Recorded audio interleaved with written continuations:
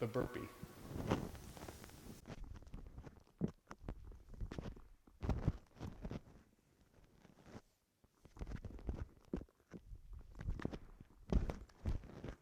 Okay, so for us, this is laying down all the way on the ground, so your thighs and your chest are touching the floor, basically just laying flat out on the ground, and then popping back up explosively to a jumping position, get your feet back underneath your hips, and then standing up and jumping and clapping over your head.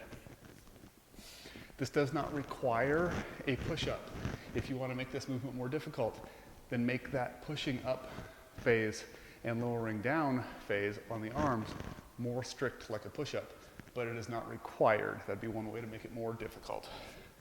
What we want to try to do though is on that way up to work on that explosive power in the hips is to kind of arch up here, give yourself a little bit of room because your chest is up a ways, and then try to push your hips to the sky as quickly as you can and get your legs all the way underneath you, stand up, jump, and clap.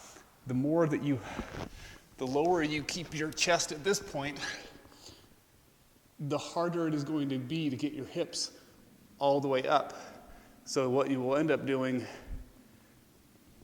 is like running your feet into the floor and getting up to this point here, and then having to do a squat to stand up and jump and clap. But we want to develop not only cardiorespiratory endurance and lung capacity here, but work on building explosive hips.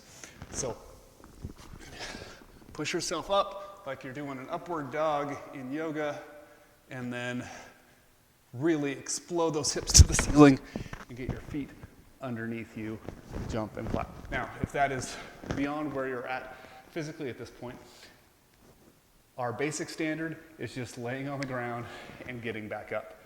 There's benefit to working on that explosive power in the hips, but it takes time to get there.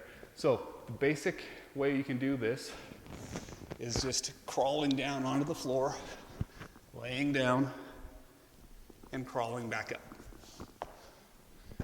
Jump and clap up over your head. Everyone should be able to do a burpee. It is vital for being able to get up off the floor, and which is vital for independent living off into our elderly years. So that is our burpee.